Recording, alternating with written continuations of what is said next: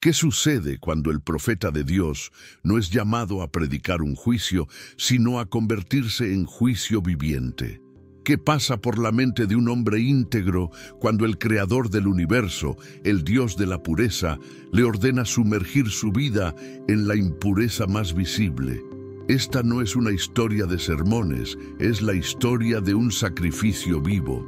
Oseas, hijo de Beri, era un hombre cuya vida estaba dedicada a la justicia, un recipiente limpio en medio de una nación que se corrompía rápidamente.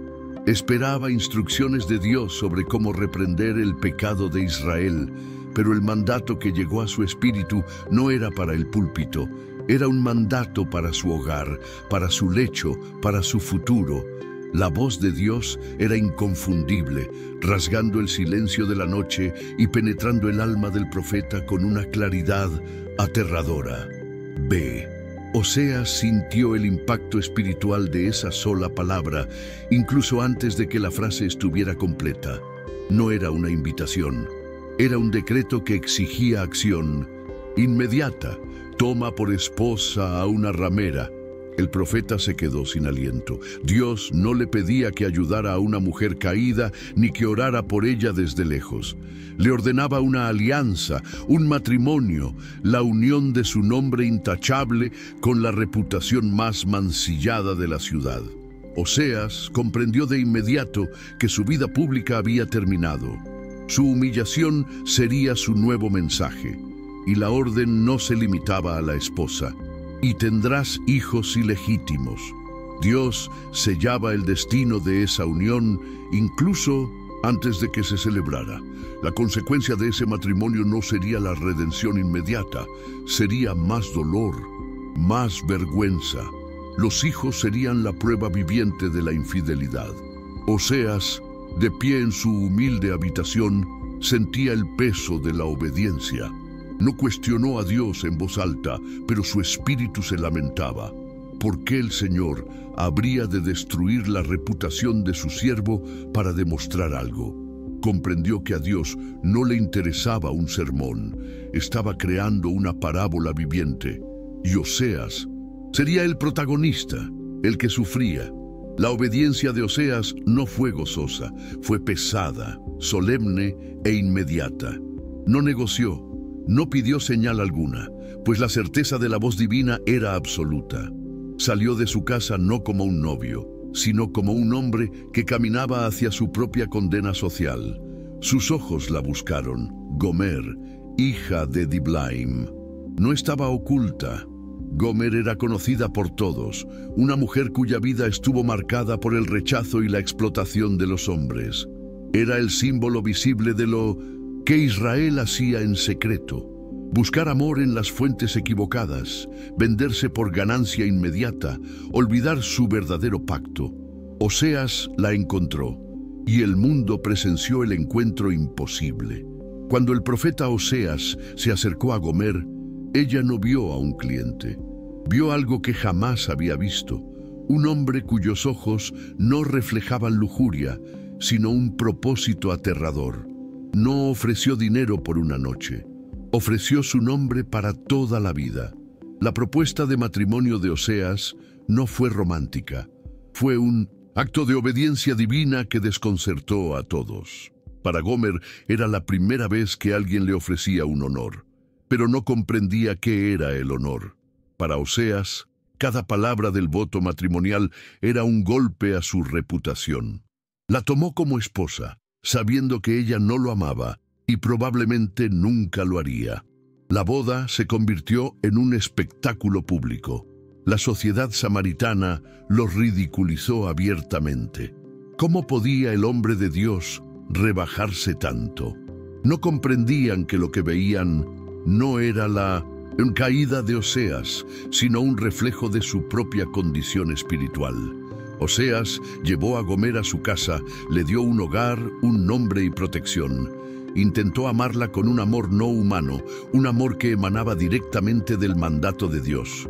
Pero Gomer era inquieta, estaba acostumbrada a las transacciones, no a la alianza. El silencio de la fidelidad la ensordece, y Oseas vio en sus ojos la constante lucha contra el llamado de su pasado.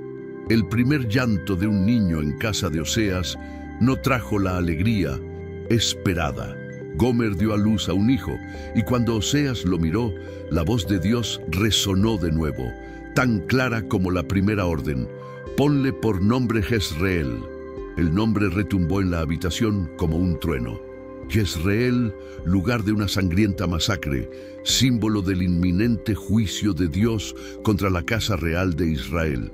Oseas sostuvo a su hijo, el primogénito de su linaje, y tuvo que marcarlo públicamente como recordatorio del pecado de la nación. Gomer, aún débil por el parto, oyó el nombre y apartó la mirada. No le importaban las profecías, solo sentía que incluso a su hijo le era arrebatado por aquel Dios extraño. No pasó mucho tiempo antes de que Gomer concibiera de nuevo. Esta vez, una niña. La familia apenas se había acostumbrado al pesado nombre de Jezreel cuando Dios ordenó lo siguiente: llámenla Lo Ruhamá, desfavorecida, aquella que no había recibido misericordia. Oseas sintió que se le partía el corazón al pronunciar el nombre. ¿Cómo podía un padre mirar a su hija recién nacida y declararla desfavorecida? Pero comprendía la profundidad del dolor de Dios. El Señor le estaba mostrando a Israel que su paciencia se había agotado. Gomer, por su parte, solo sentía el peso del rechazo. Ella misma había sido desfavorecida toda su vida, y ahora su hija cargaba con el mismo estigma.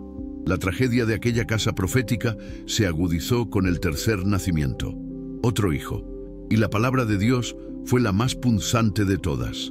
Llámenlo Lo Ammi, él no es de mi pueblo. Oseas miró el rostro inocente del niño, un varón que llevaría su legado, y tuvo que declararlo ajeno al pacto. Aquel nombre fue la sentencia final. Dios le decía a Israel: ya no me pertenecen y yo ya no soy su Dios. La casa de Oseas era ahora una representación física completa de la ruptura espiritual de la nación. 3 hijos, 3 sentencias de juicio caminando y llorando bajo el techo del profeta. Gomer no soportaba la presión de aquella casa. La fidelidad constante de Oseas, su paciencia sobrenatural, su amor que no exigía nada a cambio, todo la asfixiaba. No comprendía ese tipo de afecto. Le parecía debilidad. Su mundo se componía de intercambios, de pasiones fugaces, de valores basados en el deseo inmediato. La santidad de aquel hogar era una prisión para su espíritu inquieto. Oseas vio el deseo de escapar en sus ojos, vio cómo miraba a la calle, cómo se tensaba su cuerpo cuando él la trataba con amabilidad. La tensión era palpable. Su amor era una carga de la que ella ansiaba liberarse. La traición no ocurrió de repente. Comenzó con largas visitas al mercado, con vagas excusas sobre visitas a viejos amigos. Oseas lo sabía. Podía oler el vino y el perfume de otros hombres en su ropa cuando regresaba tarde por la noche, intentando entrar en silencio. El profeta no gritó, no la encadenó. Cada noche que regresaba, él simplemente la miraba con una tristeza más profunda que la ira humana. Era la tristeza del mismo Dios. Estaba experimentando lo que Dios sentía. Y Gomer, al ver ese dolor, solo sintió más desprecio por un hombre que, en su opinión, no sabía defender su propio honor. Hasta que una mañana, la cama estaba fría. Gomer se había marchado. No fue una sorpresa, pero la realidad de ese abandono golpeó a Oseas como una piedra en el pecho. El silencio en la casa era ensordecedor. Lo Ruhamá y Lo Ammi eran muy pequeños, pero Jezreel, el hijo mayor, preguntó: ¿dónde está su madre? ¿Qué podía responder Oseas? ¿Que los había entregado por la calle? ¿Que prefería la esclavitud de la lujuria a la seguridad del hogar? Ese día, el profeta se convirtió en el tema de conversación de la ciudad. El hombre de Dios, abandonado por la prostituta, a la que había intentado salvar. Su humillación pública era ahora total, y el dolor en su corazón era el sermón viviente al que Dios lo había llamado. El dolor que sentía Oseas no era solo suyo. Mientras el profeta cuidaba a los 3 hijos del juicio, solo en su hogar humillado, recibió una revelación más profunda. El vacío dejado por Gomer era más que la ausencia de una esposa. Era un reflejo directo del dolor divino. Dios se valía del corazón quebrantado de su siervo para demostrar su propia agonía. La tristeza que sentía Oseas al ver la cama vacía era la misma que sentía el Creador al ver los altares idólatras de Betel y Dan. Oseas era una representación de Dios, un esposo fiel, proveedor, amoroso y perseverante, traicionado públicamente. Gomer, en su desesperada huida hacia la libertad, era el símbolo viviente de Israel. El narrador omnisciente vio más allá de su búsqueda de amantes, vio a toda una nación haciendo lo mismo a escala espiritual. Así como Gomer cambió la seguridad del hogar de Oseas por las vanas promesas de sus amantes, Israel cambió al Dios vivo que los liberó de Egipto por los ídolos muertos de los cananeos. Se prostituyeron con Baal, creyendo que él era quien les daba pan, vino y aceite. No se dieron cuenta de que era Oseas, era Dios, quien les proveía todo, incluso durante la traición. La infidelidad de Gomer fue la infidelidad espiritual de toda una nación. Lo que el pueblo de Israel no pudo comprender, Oseas lo vivió plenamente. Su pecado no era simplemente una transgresión de la ley, era una traición a su relación. El dolor de Dios no era la fría ira de un juez distante, era el corazón quebrantado de un esposo. Cada sacrificio que Israel ofrecía a un ídolo era como un nuevo amante que Gomer llevaba a su lecho. El Señor vio a su pueblo, al que había llamado mi esposa, corriendo tras las naciones vecinas, Asiria y Egipto, buscando alianzas políticas y protección, olvidando por completo al esposo que los había redimido y sostenido en el desierto. Oseas comprendió entonces la profundidad de la palabra celos cuando se aplicaba a Dios. Mientras Oseas experimentaba este dolor teológico en carne propia, Gomer descubría la brutal realidad de su elección. La libertad que imaginaba era una ilusión.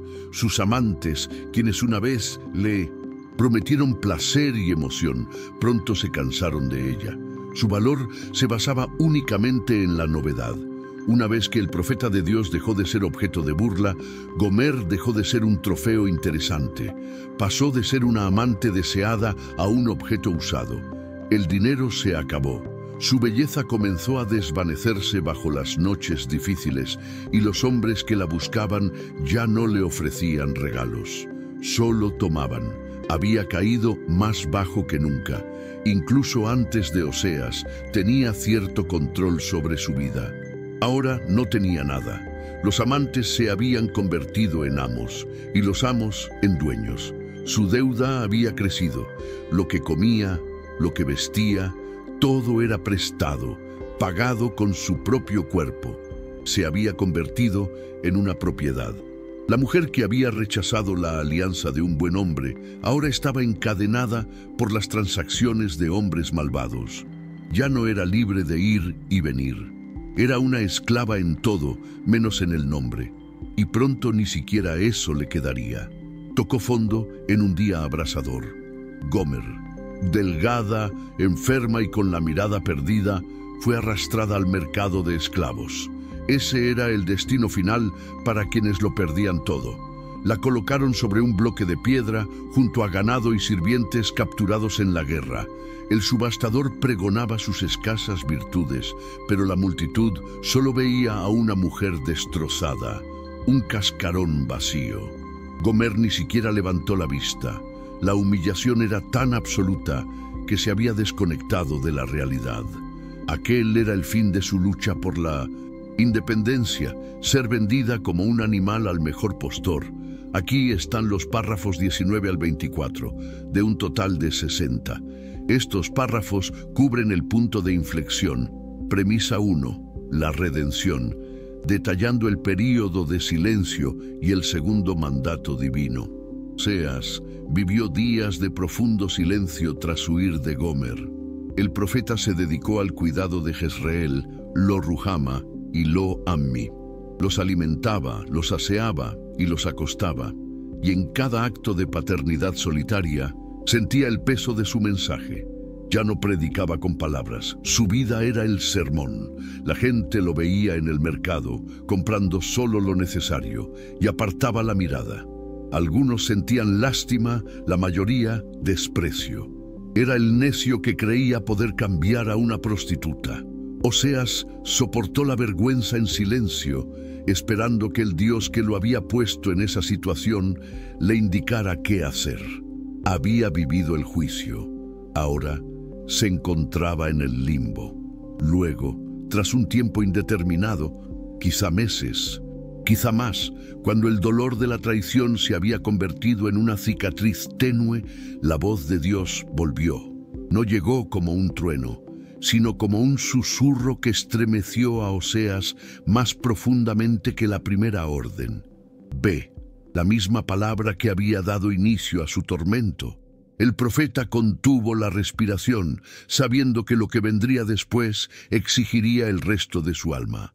Sigue amando a tu esposa. No era encuéntrala ni castígala, era ámala. Oseas sintió un vuelco en el estómago. Amar a la mujer que lo había abandonado, que lo había cambiado a él y a sus hijos por los brazos de unos extraños. Este segundo mandato era infinitamente más difícil. El primero exigía su reputación, su corazón crucificado. El primero fue un acto de obediencia ciega. Este fue un acto de amor imposible, contrario a toda lógica humana, contrario a todo sentido de justicia y autoconservación. Oseas habría tenido todo el derecho, según la ley de Moisés, de apedrearla. Como mínimo, tenía derecho a olvidarla, pero Dios no le ofreció justicia, le ordenó gracia. Oseas comprendió que Dios no solo le pedía que amara a Gomer, Dios le pedía que la amara como Dios ama, un amor que no se basa en el mérito de la amada, sino en la naturaleza del amante. La noticia del paradero de Gomer llegó a oídos de Oseas como veneno. No solo estaba con otro amante, había caído tan bajo que había perdido su propia libertad. Estaba en el mercado de esclavos, siendo subastada públicamente, la madre de sus hijos, la mujer que llevaba su nombre. Oseas cerró los ojos, asimilando la magnitud de su degradación. Había agotado todos sus recursos, todo su valor, y ahora legalmente no era nada.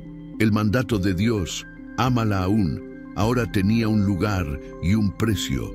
Tendría que ir allí a plena luz del día y rescatarla. Oseas obedeció. No replicó. Reunió el precio del rescate, 15 monedas de plata. No era el precio de una esclava valiosa, era el precio de alguien dañada, casi sin valor. Y además de la plata, tomó 1 homer y medio de cebada, el alimento más básico, el pan de los pobres. No iba a rescatarla con lujos, sino con lo esencial. Su camino al mercado fue el más largo de su vida. Cada paso era pesado, la ciudad lo miraba con recelo. No veían a un profeta, veían al mayor de los necios, dispuesto a pagar para recuperar su propia deshonra. Llegó al lugar de la subasta. El sol pegaba fuerte y el olor a sudor y animales era intenso. Entonces la vio. Gomer estaba sobre una plataforma de madera, con las manos atadas, el cabello enmarañado y la mirada perdida en el suelo. El subastador gritó señalándola, pero las pujas eran bajas. Nadie quería esa mercancía. Entonces Oseas avanzó entre la multitud. El murmullo cesó. El subastador dejó de hablar. Todas las miradas se volvieron hacia el profeta traicionado. Gomer, al oír el repentino silencio, alzó lentamente la vista y sus ojos se encontraron con los de él. El tiempo se detuvo. A Gomer se le heló la sangre. Al ver a Oseas, no sintió alivio. Sintió el terror absoluto del juicio. Aquel era el hombre al que había destruido. Esperaba que levantara una piedra, que la maldijera públicamente, que invocara la ley de Moisés para que la ejecutaran. Sería un final justo y merecido para su miserable camino. El subastador, desconcertado por el repentino silencio de la multitud, intentó reanudar la subasta. ¿Alguna oferta por esta mujer? La voz de Oseas lo interrumpió. No era una voz de ira, ni de pasión. Era la voz de una solemne obediencia. 15 piezas de plata y un homer y medio de cebada. Habló directamente al subastador, pero sus ojos no se apartaron de los de Gomer. La multitud contuvo el aliento. El precio era exacto, casi insultantemente bajo, y el pago en grano era el alimento de los pobres. El subastador observó la plata y los sacos de cebada. Era un precio extraño, pero era un precio, y nadie más se atrevería a pujar. El profeta de Dios estaba redimiendo su propia deshonra. La transacción fue rápida. Oseas contó la plata y sus siervos trajeron la cebada. Pagó el precio completo de su redención. La compró. En ese momento, no la compró como esposa. La compró legalmente como la esclava en la que se había convertido. Pagó el precio que sus amantes habían fijado, descendiendo al nivel del mercado para reclamarla. A Gomer de sus cadenas y la empujaron bruscamente hacia Oseas, su nuevo amo. Cayó a sus pies, temblando incontrolablemente, encogida, esperando el primer golpe, la primera palabra de condena. El golpe no llegó. Oseas extendió la mano. Gomer retrocedió instintivamente, sobresaltada por el gesto. Pero él no la sujetó con violencia. Simplemente esperó. «Levántate, Gomer», dijo en voz baja, pero con una autoridad que ella jamás había oído. Al ver que ella vacilaba, la cubrió con su propia capa, ocultando su desnudez y su vergüenza de las miradas curiosas de la multitud. El camino de regreso a casa transcurrió en el silencio más denso que jamás habían conocido. Gomer lo seguía, cada paso una agonía de culpa y confusión. Oseas caminaba delante, no como un conquistador, sino como un pastor que carga a una oveja gravemente herida. La multitud se apartó con rostros que reflejaban una mezcla de asombro y desdén. No comprendían lo que veían. No veían a un hombre insensato, veían un acto divino que desafiaba la lógica humana.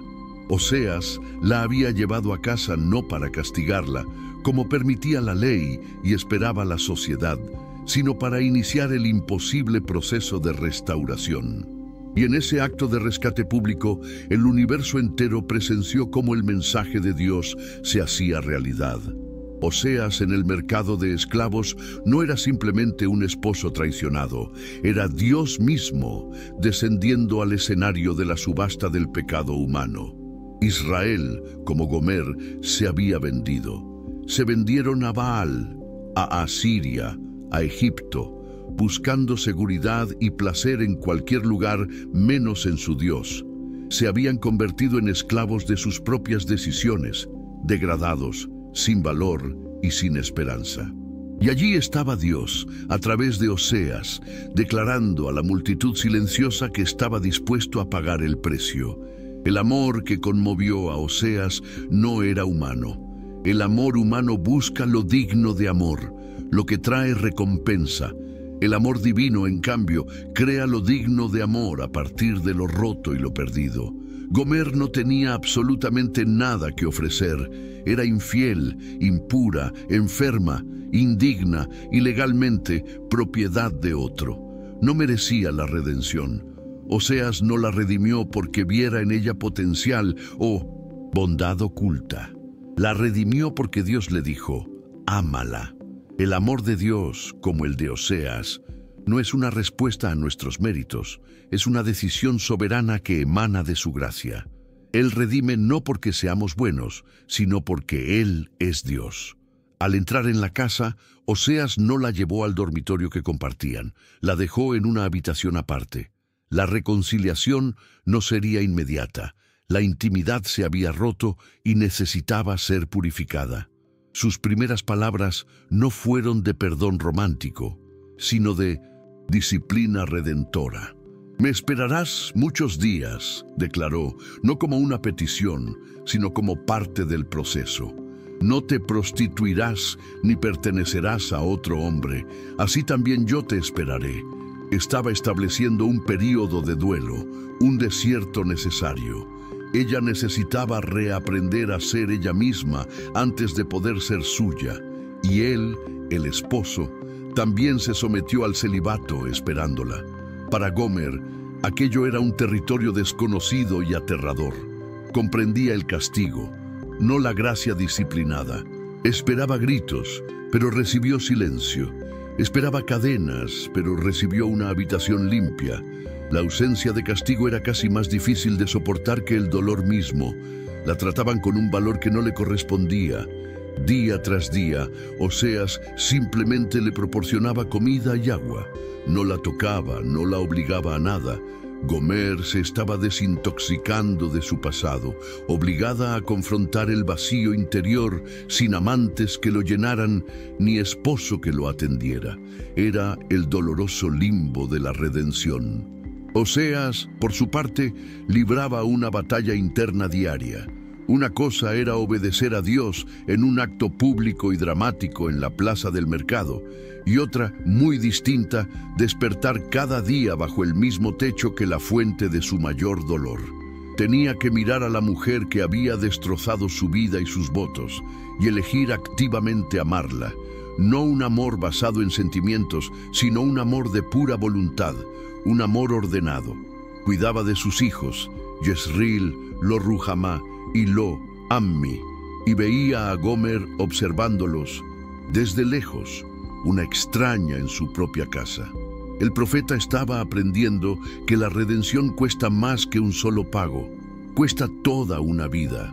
Pero la historia que se desarrollaba en aquella humilde casa de Israel no era un hecho aislado. El narrador omnisciente la veía como un ensayo, un drama divinamente orquestado, una sombra proyectada en el muro de la historia humana que señalaba un futuro acontecimiento de magnitud cósmica. Oseas y Gomer no eran meros personajes de su propia tragedia, eran arquetipos. Su dolor era real, pero el propósito era mucho mayor. Lo que le ocurría específicamente a Oseas era, de hecho, la historia pública de Dios con toda la creación y el preludio de una redención final y definitiva. La historia de Oseas y Gomer es, en realidad, nuestra historia. La condición humana no ha cambiado en absoluto desde aquel día. Somos Gomer. Nacemos con una inquietud en el alma, una tendencia a abandonar la casa del Padre. Buscamos en placeres vacíos, ambiciones mundanas y relaciones rotas, lo que solo se encuentra en la alianza con el Creador. Perseguimos amantes que nos prometen todo, pero que al final solo nos usan y nos venden. Todo ser humano, en algún momento, se encuentra en la misma situación que Gomer, desnudo, avergonzado y vendido en el mercado de esclavos del pecado. Nos vendemos por cosas que nunca satisfacen. Cambiamos la gloria del amor eterno por la gratificación instantánea de un ídolo hecho por nuestras propias manos. Así como Gomer se sintió asfixiado por la fidelidad de Oseas, la humanidad a menudo ve los mandamientos de Dios no como protección, sino como una prisión. Preferimos la ilusión de libertad en las calles, aunque nos lleve a la degradación total. No hay diferencia entre su infidelidad y la nuestra. Todos abandonamos nuestros hogares y nos encontramos sin valor, esperando un juicio que sabemos que merecemos. La historia bíblica del amor redentor y el perdón inmerecido que tuvo su doloroso ensayo en la vida de Oseas no terminó ahí. Aquel acto en el mercado de esclavos fue solo el preludio. Si Oseas era un reflejo del dolor de Dios, también era una sombra de la redención venidera. La parábola viviente que representó culmina en Cristo. Lo que Oseas hizo por Gomer, un amor sacrificial contra toda lógica, el costoso rescate de una esclavitud segura y el perdón que restauró lo que estaba muerto, fue exactamente lo que Jesús hizo por la humanidad. Pero lo hizo a una escala infinitamente mayor, a una escala eterna. Nosotros también estábamos en la subasta. La humanidad, representada por Gomer, era vendida públicamente. Nuestros amos no eran hombres, sino fuerzas espirituales. El pecado, la muerte y la ley que nos condenaba. Estábamos encadenados, sin esperanza, espiritualmente en bancarrota, incapaces de pagar nuestra propia deuda. El precio fijado por la justicia divina era la muerte eterna. Y mientras permanecíamos allí, desnudos y avergonzados, esperando la sentencia final, apareció un comprador entre la multitud. No un profeta reacio, sino el mismísimo Hijo de Dios, el esposo original a quien habíamos traicionado desde el Edén. Él no vino a negociar, vino a pagar el precio completo, el precio máximo. Oseas usó plata y cebada, recursos de la tierra, para rescatar a Gomer y devolverle la vida terrenal. Pero Jesús, para redimirnos de la muerte eterna, tuvo que pagar con el único recurso de valor celestial, su propia sangre. El precio de nuestra redención no se midió en monedas, sino en agonía divina.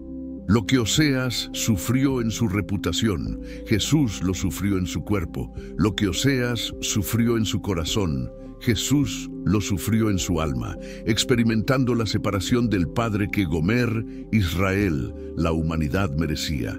En la cruz, Jesús tomó el lugar de Gomer. Se convirtió en la maldición por nosotros. Se convirtió en el esclavo vendido. Cuando Oseas extendió su manto para cubrir la vergüenza de Gomer, fue un anticipo de lo que Cristo haría.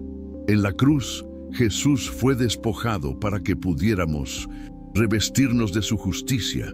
Fue abandonado por el Padre para que nosotros, a mí, no mi pueblo, pudiéramos ser llamados hijos de Dios. No recibió misericordia, ruama, ni por un instante, para que nosotros pudiéramos recibir la misericordia eterna. Pagó el precio no a Satanás, sino a la justicia divina misma, saldando la deuda que jamás podríamos pagar. Oseas amó a Gomer, a pesar de todo, a pesar de su infidelidad, su pasado, su abandono. Jesús amó a la humanidad a pesar de todo. Nos amó cuando éramos sus enemigos, cuando huíamos activamente de Él, cuando preferíamos los brazos de ídolos muertos a su amor vivo. El amor de Oseas fue un mandato que obedeció con dificultad. El amor de Cristo fue la fuente de su propia naturaleza. No solo obedeció un mandato, sino que Él era el mandato. Él era el amor de Dios hecho carne, descendiendo a nuestro nivel más bajo para redimirnos. Este es el amor redentor que la historia de Oseas solo insinuaba. Es el mensaje supremo y más profundo de las Escrituras. No hay nadie tan perdido, tan impuro, tan quebrantado en la esclavitud del pecado, que este amor no pueda alcanzarlo. Nadie está demasiado perdido. Oseas tuvo que ir al mercado y pagar para traer a Gomer de vuelta a casa. Jesús fue a la cruz y pagó el precio más alto para traer a toda la humanidad de vuelta a casa. La redención de Cristo no ofrece solo una segunda oportunidad, ofrece una nueva vida, comprada, pagada y sellada por la sangre del Cordero. Así como Gomer fue llevada de vuelta a la casa de Oseas, no inmediatamente como esposa, sino como alguien que necesitaba reaprender a vivir. La humanidad redimida por Cristo entra en un proceso. Oseas le dijo a Gomer: «Me esperarás muchos días». Esto no era un castigo, sino una sanación. Ella necesitaba ser purificada de sus amantes, liberada de los recuerdos de su esclavitud.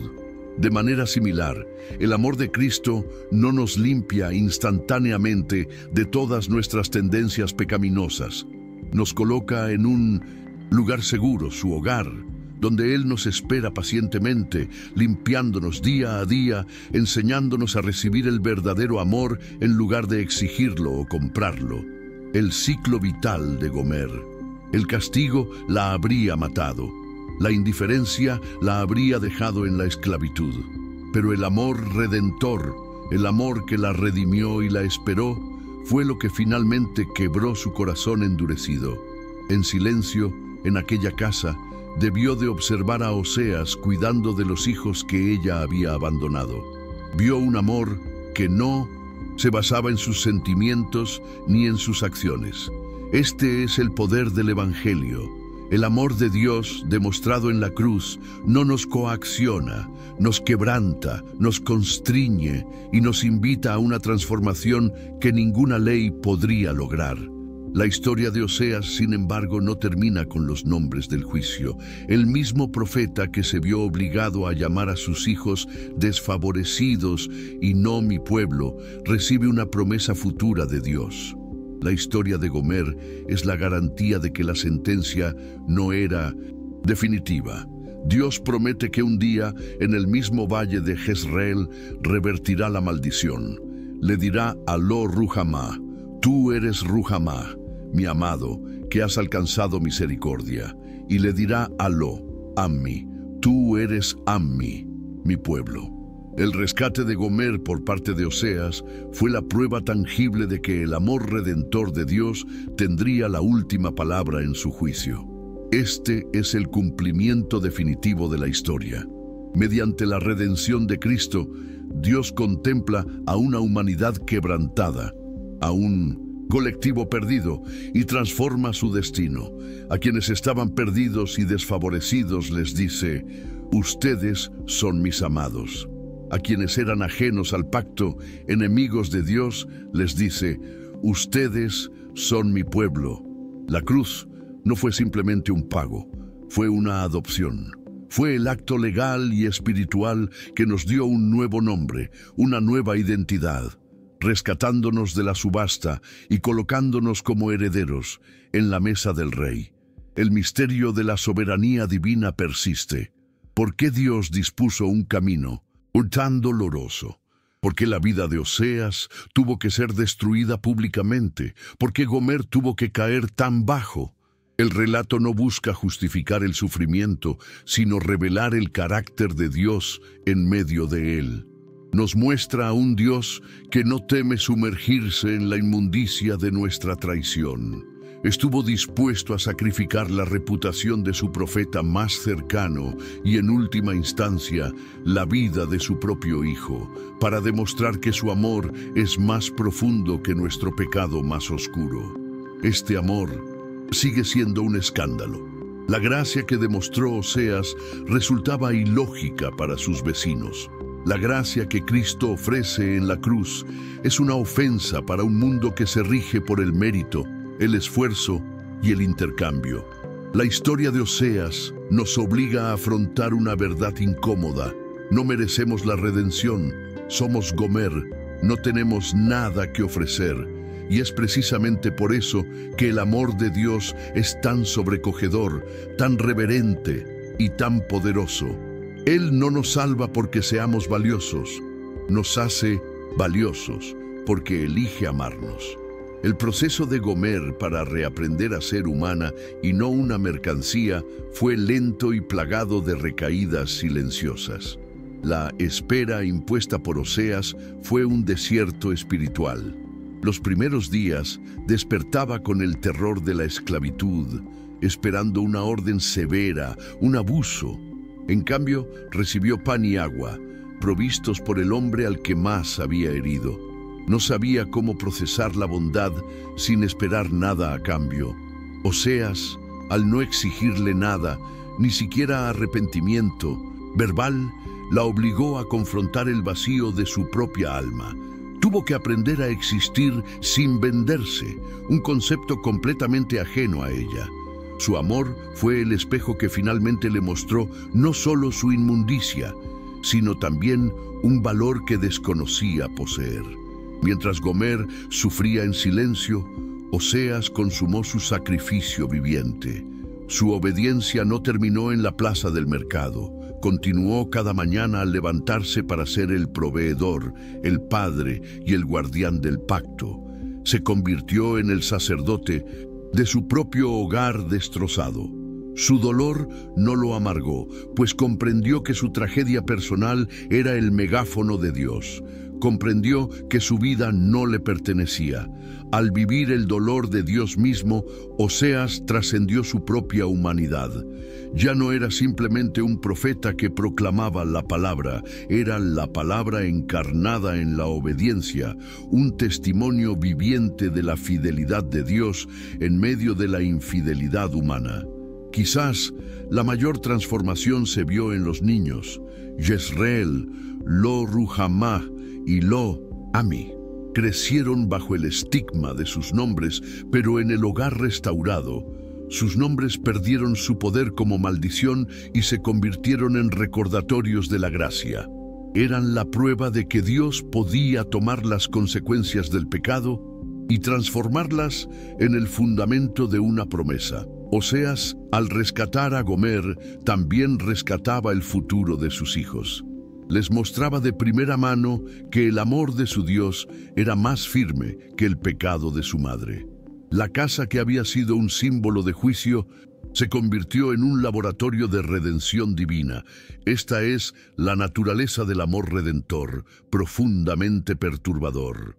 El amor de Oseas por Gomer no era cómodo, era impactante.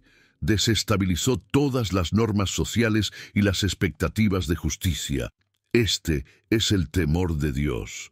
No es el temor al castigo, sino el pavor de estar en presencia de una santidad tan absoluta que Él elegiría amar lo que es totalmente profano. Este amor expone la superficialidad de todo afecto humano. Nos obliga a confrontar la cruz, donde el amor supremo parece la mayor locura, donde Dios paga el precio por quienes lo matan. Es un amor que no podemos controlar, solo venerar. Es significativo que, a lo largo de la narración de Oseas, Gomer no hable jamás. Su voz está ausente, no oímos su arrepentimiento, sus disculpas ni sus promesas de cambio. La historia no trata sobre su transformación, sino sobre la determinación de Dios. El silencio de Gomer es teológicamente esencial, pues nos sitúa en nuestro lugar. En la historia de la redención, no somos los héroes. No contribuimos a nuestra propia salvación. Somos Gomer, silenciosos, quebrantados y comprados a un precio que no comprendemos, por un amante que no merecemos. Todo el énfasis recae en el Redentor. Por lo tanto, la historia de Oseas no termina como un cuento de hadas, sino como un espejo implacable. Obliga a cada alma a preguntarse, ¿dónde me encuentro en esta historia? ¿Acaso, como Israel, perseguimos amantes buscando en ídolos, muertos la vida que solo el Dios vivo puede dar? Estamos a merced de la justicia, creyendo que nuestro valor se ha perdido para siempre. La historia de Oseas y Gomer es un eco eterno que trasciende los siglos, una parábola viviente que nos encuentra en nuestros momentos más bajos. Demuestra que no hay lugar de esclavitud más profundo que el que la gracia de Dios no pueda alcanzar para redimirnos. ¿Qué sucedió con Gomer tras su rescate y el período de espera? Las Escrituras no detallan el final de su historia personal, y este silencio es intencional. El propósito de la narración no era brindarnos un final feliz terrenal, sino revelar el carácter eterno del Redentor. El enfoque se desplaza de Gomer, la redimida, a Oseas, el Redentor, y finalmente a Dios, la fuente de toda redención. La resolución satisfactoria no radica en si Gomer se convirtió en una esposa perfecta. La resolución reside en la certeza de que el amor de Oseas fue suficiente para cubrirla, independientemente de su reacción. Su valor ya no radicaba en su comportamiento, radicaba en poseerlo. Así, la historia de Oseas nos deja en suspenso ante el misterio de la voluntad humana y la soberanía divina. Vemos el precio de la redención, vemos la paciencia de la restauración. pero el final queda abierto, obligándonos a examinar nuestra propia historia con Dios. El amor de Cristo nos redimió de la esclavitud, nos acogió en su hogar, nos dio su nombre, ahora nos espera, no para condenarnos, sino para santificarnos. La pregunta que resuena desde la vida de Gomer hasta la nuestra es, habiendo sido redimidos a tan alto precio, ¿seguiremos mirando hacia atrás a quienes nos esclavizaron o descansaremos en el amor del esposo que lo pagó todo? La narración de Oseas es, por lo tanto, el Evangelio en el Antiguo Testamento. Es prueba de que el corazón de Dios nunca ha cambiado. Antes de que el Cordero fuera sacrificado en la fundación del mundo, su amor ya era un amor que buscaba, redimía y restauraba. El dolor de Oseas fue una ventana al dolor de Dios. El sacrificio de Oseas fue un reflejo del sacrificio de Cristo.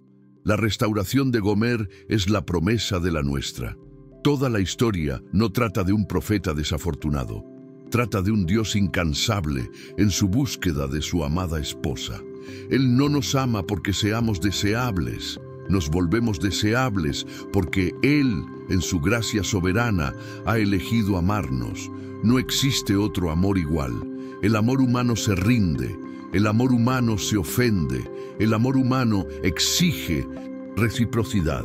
Pero el amor divino, revelado en Oseas y perfeccionado en Cristo, absorbe la traición y sin embargo se acerca al traidor. Paga el precio por el ofensor. Este es el temor de Dios, no el temor a su ira, sino la profunda reverencia por su misericordia. Es la conmoción de comprender que merecíamos ser vendidos, pero en cambio fuimos adoptados. Es el silencio de Gomer, cuando se dio cuenta de que el hombre al que traicionó era el único dispuesto a pagar por ella. La historia nos llama no a admirar a Oseas, sino a adorar al Dios de Oseas. Un Dios que no solo ve nuestra caída, sino que participa de ella.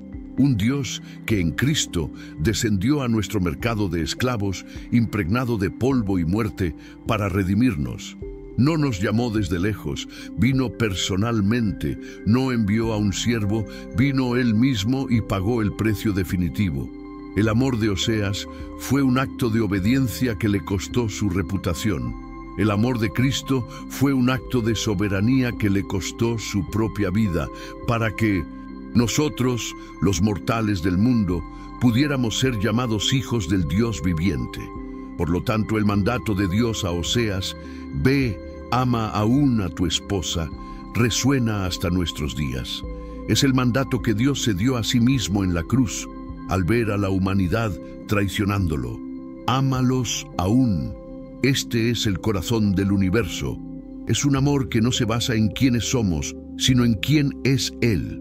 Un amor firme, sacrificial, redentor y eterno. La historia de Gomer no es solo una antigua parábola, es el reflejo de nuestra única y verdadera esperanza.